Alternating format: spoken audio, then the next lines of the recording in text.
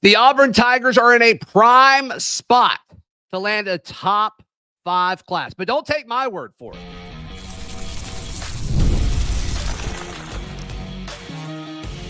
You are Locked On Auburn, your daily podcast on the Auburn Tigers. Part of the Locked On Podcast Network, your team every day.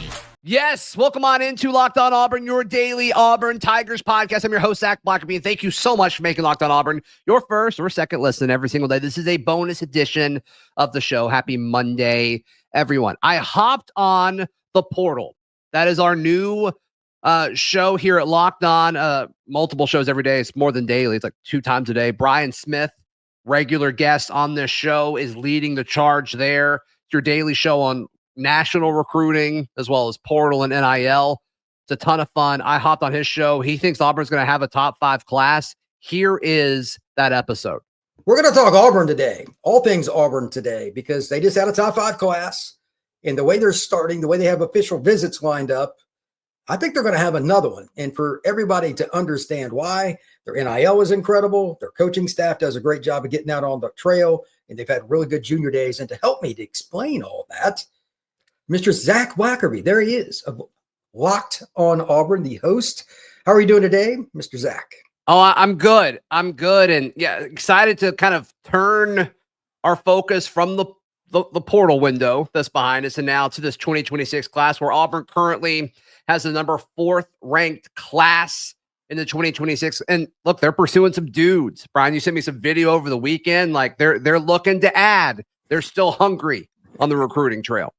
Yes, I was at the Under Armour Atlanta event. It's the most important one on the trail for everybody. We had 50 media members there. It was insane. Sweet. And Auburn's in on a gazillion guys. The list that I sent you, just for the record for you, Zac, not anywhere close to. I believe it. I believe it. So we're going to do this very basic quarterback, running back, receiver. We're going to do some straightforward things. I'm going to ask Zac some questions about what he thinks, what they need, and I'm going to talk about some of the kids they're in on. So first off, Zac, Deuce Knight signs with the Tigers. Yeah. They had 3 different guys leave the program. They added multiple quarterbacks. Is it a good idea to bring in another elite quarterback? And if you do, what would be a possible holdback if you're thinking of this broadly? Yeah, I mean, it's such an interesting conversation because, I mean, the gut answer is, well, you bring in the best guy that you can at every possible position and just let it work itself out. But in this age of NIL where like there's not a salary cap, but there kind of is, there's only a certain amount of money that your school has access to, whether it's, the collective or big donors or, whatever it might be. And so then it begs the question with the eligibility situation of Jackson Arnold, of course, the former Oklahoma quarterback, former, Gatorade player of the year, 5-star kid coming in, he has 2 years left of eligibility. And so when you look at the timing of, okay, Deuce Knight's going to be sitting on the bench, you have to imagine his NIL compensation is decent, right? I mean, you look at the schools that were going after him, Auburn, longtime Notre Dame commit as well. It's like, okay, those guys are competitive when it comes to, making sure their players are taken care of. Does it make sense, assuming Jackson comes back, does it make sense to have a guy like a Jared Curtis? That seems to be the biggest quarterback name that Auburn is pursuing. One of the biggest quarterback names in this class. Brian, I know you'll agree with that. Does it make sense if we just wanted to dream for a second and say Auburn was willing to pony up and ante up and say, hey, we want to have 2 elite, 5-star quarterbacks sitting on the bench behind Jackson Arnold? That's a lot of cash flow that is tied up and sitting on the bench and not creating any sort of production as long as they're there. It's an interesting conversation. Like, is that worth it when you also could just go and get a guy in the portal if you really needed to down the line? I think that's one of the big questions that we're talking about Auburn today. Yeah. You could pony that question right into any conversation you wanted. Good. SMU, Southern Cal, Illinois, it doesn't matter. If you overspend at quarterback, and most schools do not have the NIL that the Auburn Tigers do. Sure. What are you going to be able to get at D-line in particular, as you and I have discussed a gazillion times on your Locked On Auburn show?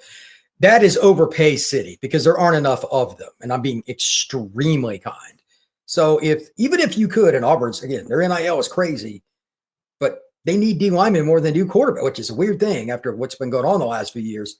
They need D linemen more, especially to develop that high school ranks. And they've started to get there. If they get this class, I think they'll be there. We'll talk a little D line a little later in the show, but that's just one example. Like a guy that's worth $500,000 a year NIL, in my opinion, you're probably paying $800,000 to $1 million if he's a D tackle, because there's, not anywhere. You're just going to get it. And I mean, you and I have had this conversation before. I mean, some of the guys that Auburn attracted last offseason via the portal that had 1 year left of eligibility, like they paid a lot for them. And a lot of these guys didn't even play that much. And so Isaiah Rakes in particular, I thought he was going to be really good, and he was just okay. Sure. Gage Keys, I think, was a bummer. Philip Bleedy, I think, got better as the season went on, but he was okay.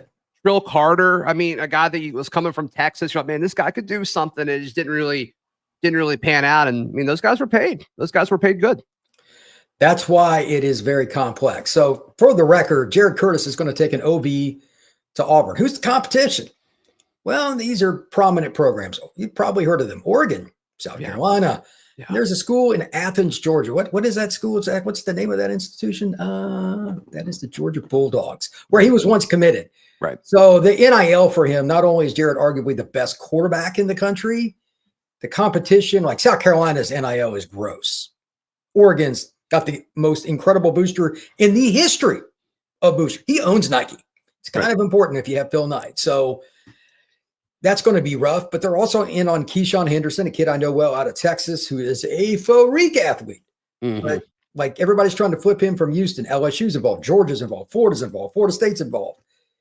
Should Oregon or any of those schools, whoever ends up with him, want to, they can pay him $2 million a year and he's sit on the bench for a few years. Auburn's already got I don't know if he's making $2 million, but Deuce is making some money. So I'm with Zach. Right. I would rather take that money and apply it to, like, you and I are always rolling our eyes about offensive tackle recruiting. Dump that into there. That's what that's if you're going to go get a guy out of the portal for 1 year, go get the number one OT, overpay it to say to heck with it.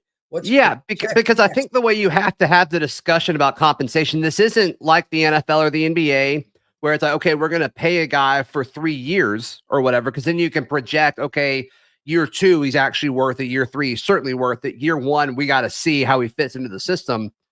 The way college football works right now, with there not being any contracts, it's year to year. And so you threw the number $2 million out there, so let's do it. Does it make sense to pay a backup quarterback $2 million or $1 million for him to not play? And the odds of you keeping him, you and I texted about this last week. Somebody put out that 60% of the top 10 quarterbacks transfer at this point. On3 put that out. And it's like, wow, like, is that worth it? Is that worth it right now? And I just have a hard time. I have a hard time thinking that it is in this current market when you have the clear next guy. And so, there's some other guys that I think are extremely underrated that I assume you'll want to talk about in a second, in-state and, and prominent programs in the state of Georgia, where I think it makes sense for Auburn to go after guys like that because their teammates are really good and Auburn's trying to rebuild these pipelines under Hugh Freeze. Would I take Jared Curtis in a heartbeat and be stoked? Yes, absolutely. But I'm asking the question that I'm sure this coaching staff is talking about, and not just at Auburn, but everywhere. It's like, is it worth it? What's the opportunity cost here? Travis Burgess is the kid that you're referring to from Grayson, one of the most prominent programs, not only in the state of Georgia, but the United States. Big kid. I saw him at the Under Armour event in Atlanta. He looks the part, bro. 6'3", 6'4", 215-ish, give or take. Do you like his arm? Do you feel like he can throw at an SEC level? Yeah, the hardest thing for a righty to do is to roll left, flip his hips, and let it rip. Or if you don't have time, you're just, okay, this is not what I want to do, but can I throw? Is he perfect? No, he's not. Like Jared Curtis does things that God only intends for a few to do. Like I saw him last year. He was ready as a sophomore in high school physically to do things. He's got a long way to go or in scheme and all that. But arm strength is just Goliath. Burgess is pretty good, and his natural technique from the pocket is good. Can he run RPO like Hugh Freeze really needs because that's his offense? Yes. Mm-hmm. And again, for those that do not know, he plays at Grayson. Yes. Top 20 program nationally. You could make that argument. Top 15 maybe. Yeah. As far as Georgia, it's one of their first stops every year. It's one of Alabama's first stops every year. End of conversation. So if they've got water boys that are going to Auburn, like let's bring them in. Let's exactly see. Right. Let's see if they can. If they've got student equipment managers and they want to come do that at Auburn, let's let them do it. Let's see what they do. And that's been a big talking point from the Auburn perspective with so much of these young guys that have come in. Like they're not used to losing, and there was a lot of reports that these younger guys were more upset about how last season went than some of these older guys, and that's why I love bringing in guys from Thompson, bringing in guys from Grayson, guys who don't like losing because they're not used to it. They're addicted to the winning of it all and the culture of it all. And I think that is certainly part of what Hugh Freeze and this staff is trying to do. I would agree with that. And when we come back, we're going to talk about this with some other money decisions. NIL is going to be a theme throughout this pod. Sure. Auburn is loaded up, but they're trying to be even more so. Jay Lamar and several other guys, Sedarian Morgan. We're going to talk about them next here on The Port.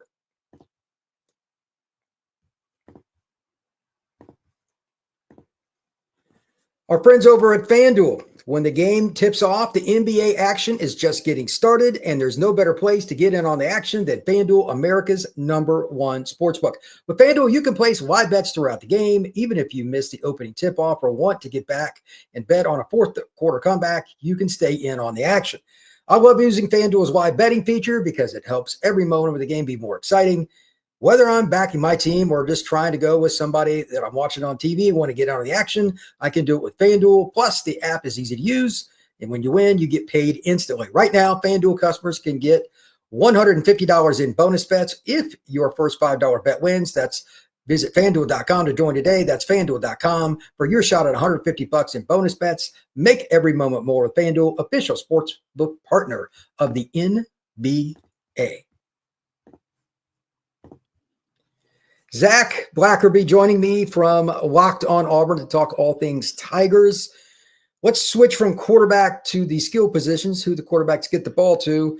Jay Lamar out of Colquitt County. I saw him this weekend. I'll make it real simple for you, Zac. Very big, very fast, very shifty, very violent runner, and Georgia really wants it. Would you be upset if Auburn signed him? No, okay. I would not be upset. Would not be upset at all if Auburn signed Jay Lamar. Look, all of the names that are kind of being thrown out for Auburn at running back, I like all of them. And it does seem like there's a little bit of discussion of, like, let's go ahead and get in the boat. Like, if you want to be our running back, that's great. Let's go ahead and lock this down. I do think there's going to be some discussion from that. I think Georgia's doing the same thing for some of these guys. Yes. And Alabama, I mean, that's kind of normal at this point to try to get your running back as soon as possible. Auburn in an interesting spot. They took 2 running backs since Omar Mabson, the Auburn High running back, reclassified, and was the lone signee on early signing day for the Auburn Tigers. And so I kind of feel like Auburn's just going to get one. I don't think it makes a ton of sense for them to get 2. I mean, if they're just 2 elite backs that want to kind of get in the boat together, like, I'm sure they wouldn't say no, but I have a hard time seeing that happen. So I think as soon as Auburn gets one of these guys, I think they're going to say, hey, you're our guy. Cool. Let's move on and focus on other positions. Yeah, there's a kid that we'll talk about momentarily, but let's talk about NIL with the running back position.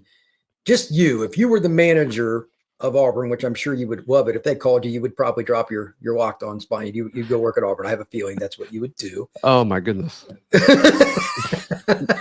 I don't know if I want that smoke, Brian. I don't know. That might be more my boat, but anyway, that's a hard job. It's not the same as recruiting at all. No. Anyway, no. Would you invest heavily in running back from an NIL perspective because of the trend? That's okay. We're on the same boat. I know you're a big NFL guy more than me. Well, and some of it is scheme too. Like, if you've got a special back or whatever, like I think Jarquez Hunter fell into that category of special back. I think Tank Bixby was there too.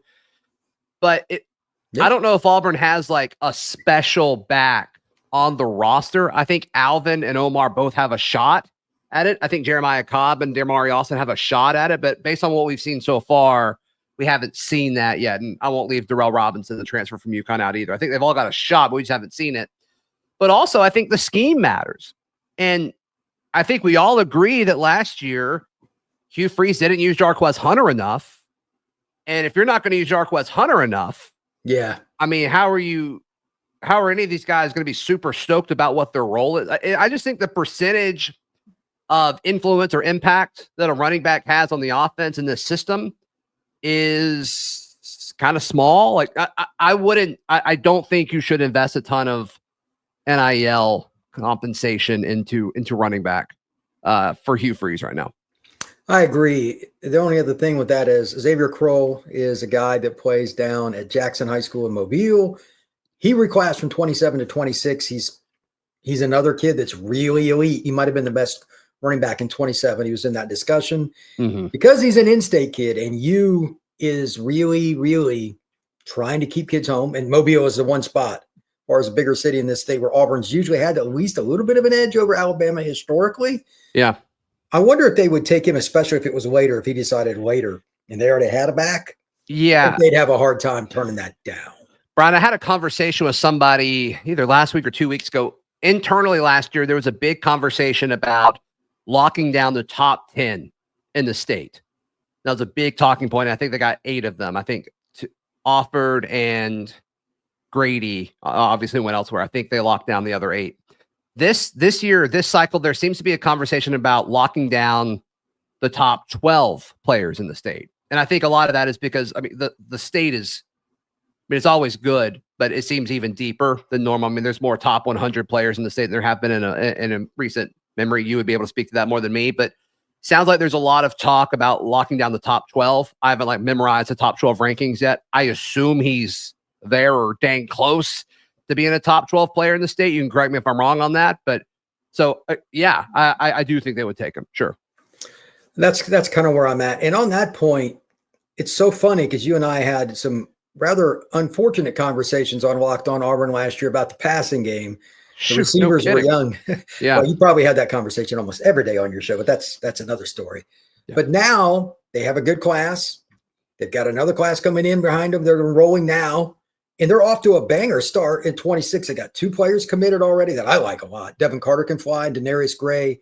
I love both of their tape. Love them. Yeah. Yeah. So you're good. And I talked to Cole Pinkston and Jason Caldwell and a bunch of different people around the Auburn media that knows it better than me. Everybody thinks they're just going to go all in on Sedarian Morgan. Now, this, but first off, great kid.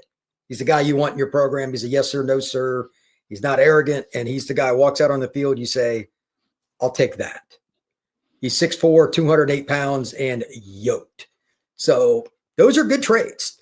But he's also a kid that he would be your boundary receiver. That get to be a nice blend between the 3. I asked you originally on running back, are you good with NIL there? What about receiver? Are you more apt to spend more NIL if you're Auburn or anybody else if it's a receiver?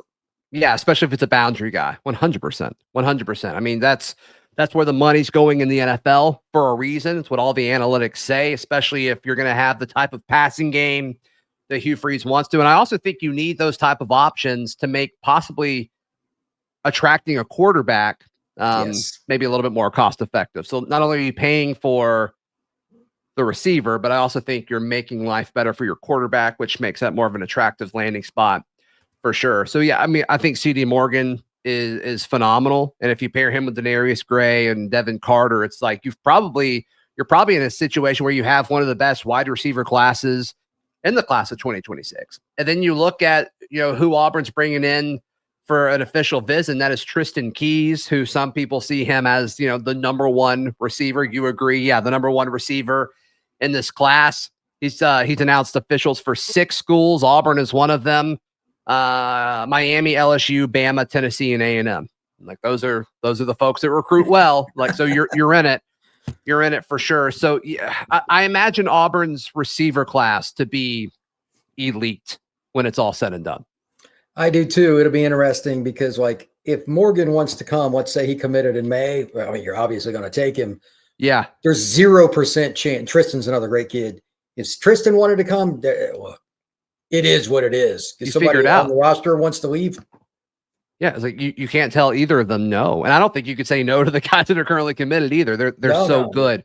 And I think they certainly got Denarius Gray when he was underrated. And now he's starting to get offers from, everybody that was in the college football playoff, it seems like. But yeah, I mean, obviously the Freeze 4 got a lot of publicity and attention. And I think some of that also is because Perry Thompson represented something more than just a very talented 4/5-star wide receiver. I think it represented going into Foley and getting a Bama guy to flip. Like, I think it was larger than just his impact on the field. I think it was also an off the field thing too, culturally, of what you're trying to, go up against.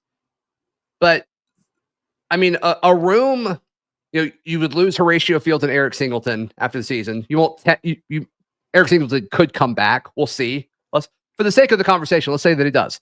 Eric Singleton, Cam Coleman, Perry Thompson, Malcolm Simmons, Bryce Kane, Derek and Eric Smith, Sam Turner, and then this collection of guys with Devin Carter and Denarius Gray and CD Morgan. Like, that is a room, Brian. Like, you talk about flipping a room in just a short amount of time. That's a top 5 receiver room nationally. It's incredible. Like, it has everything. It has everything you need. And this is something we talk about all the time at Locked On Auburn. It's like the importance of stacking classes. And that's what it looks like. 100%. When we come back, we're going to talk about the big fellas and some defensive players here on The Portal.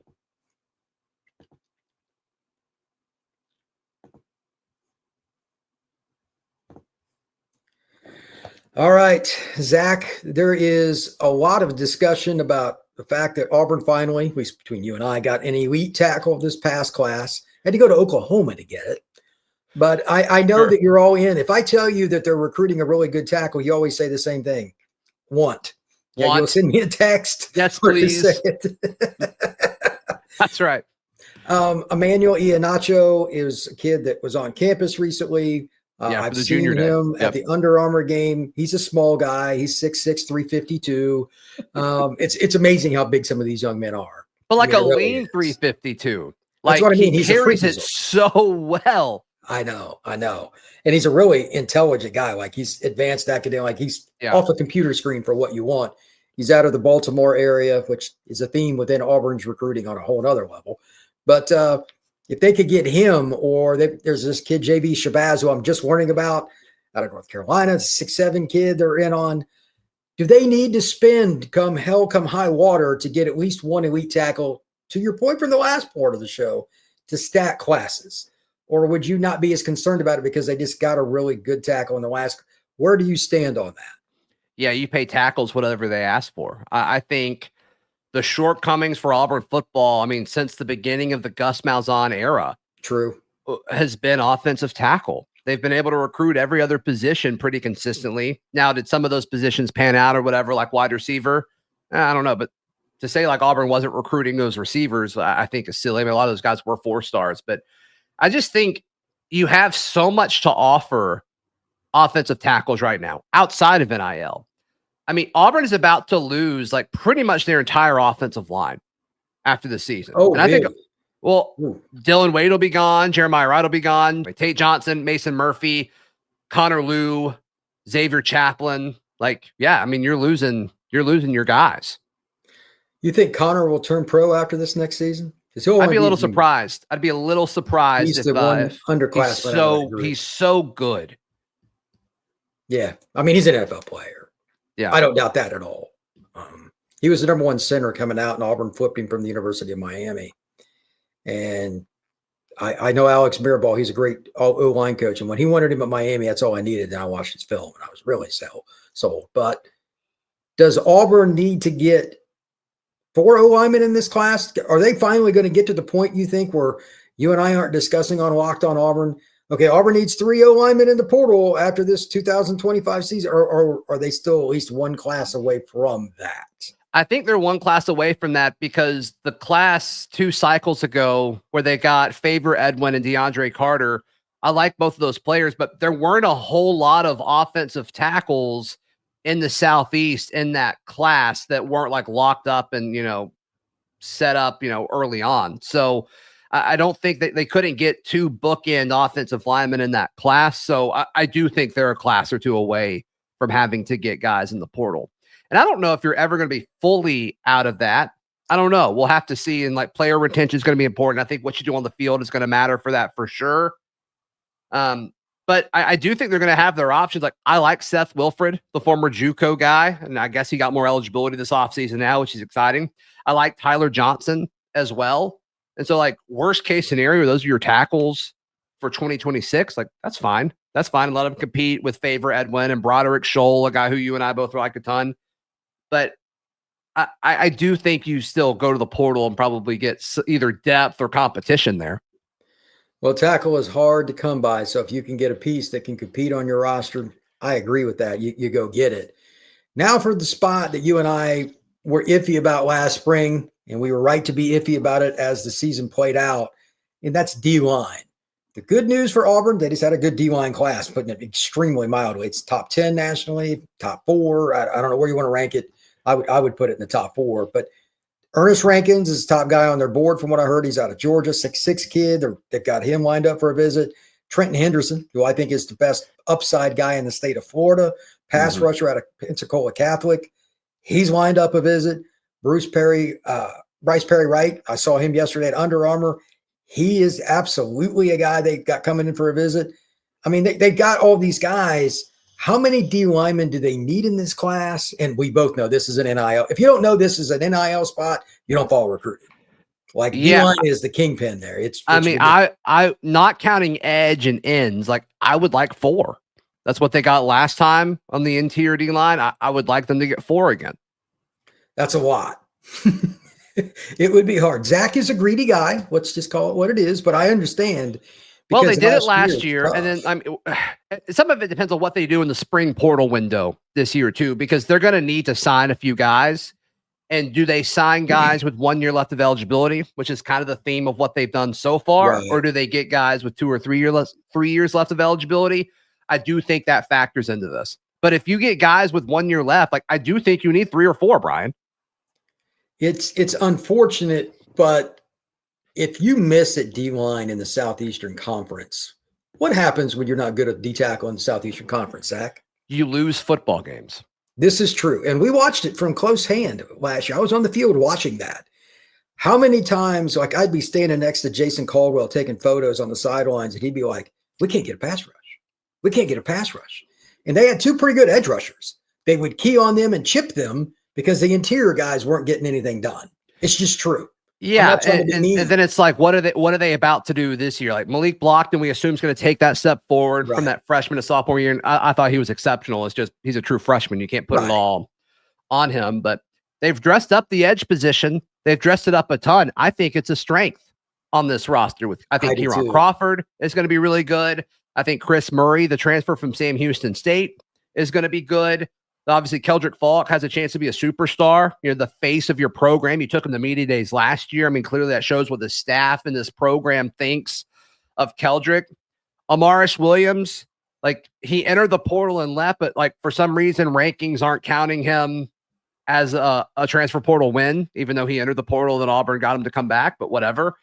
And then we all think Jamonta Waller and Joe Phillips have all the upside in the world. No, yeah, Jared Smith is a true freshman. He's very good as well. So, like, since you have so much there, do you try to scoot some of those guys into, like, a 3 technique on, like, 3rd and long? I don't know. I think that might be how you kind of mask some of these things, because even your upperclassmen at defensive line, Dallas Walker and then Bobby Jamison Travis, those guys aren't rushing the passer. Like, those guys don't need to be on the field on 3rd and long.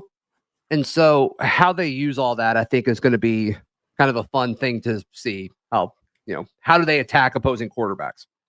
Well, I agree. And if they can do well, it's something you mentioned earlier in the show. It's attractive to go to a school where at your position, they're successful. Auburn, like, way overachieved with D-tackle recruiting last year, considering what I watched on the field. Sure. And I'm being nice. They were mediocre. Like, there were only a handful of games where they were consistently causing problems between the A-gaps. It was, that's just not going to get it done.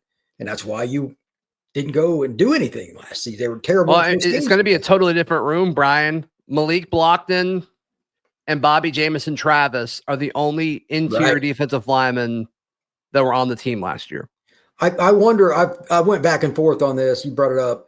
Do they move somebody inside on 3rd and 7, any passing situation? Yeah, I don't want him inside because he's so good at protecting the edge, but on 3rd and 6, especially if it's been a longer drive and those D tackles are like, they're going to get 0 pass rush. Big guys are gassed.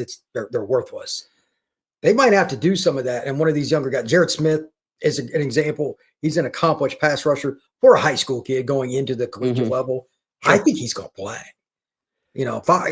Kieran's really good talent, but you can't play him 75 snaps. He's going to go play. If you play more than 40 as a D lineman, it's usually not good. Yeah, that's the situation Auburn has been in. I don't think you saw as much of it last year, but they've got depth there, and they've got depth at interior D line. Just the depth is, Malik Autry, Jordan Crawford, Antonio Coleman, Darian Smith are all freshmen.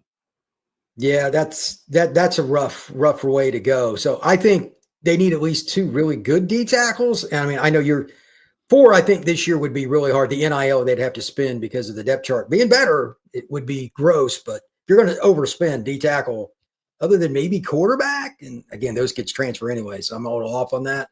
D tackle might be the spot. And there's some really good D guys. Like, I'm telling you, just looking at this list again, like they just got Bryce Perry Wright and they added Ernest Rank. If they got those 2 kids out of Georgia, they would be in a great spot. If they added a third, even if it's a developmental guy that has the frame, that is the A+ sweet spot. But they're doing so well with key positions like D-line, quarterback, receiver. As I said at the top of the show, this is going to be a top 5 class. It's just a matter of which kids they are. If you say nothing else about this Auburn staff, they do a really good job of organizing recruiting. I get to see it firsthand. I'm standing there when the kids are walking in. Yeah. They do a great job. So, Zach, where can everybody find your work? Yes, Locked on Auburn, available wherever you get your podcast in on YouTube. However you're watching the portal, you can watch Locked on Auburn the same exact way. That is exactly right. And same thing here. If you want to find the portal in any way, shape, or form, Apple, Spotify, etc., just search Locked on the Portal. You will find it. If you type in again, Locked on the Portal, you will find it. Please like the show. Please subscribe. And please pass on this show to everybody. We will see you again on the portal.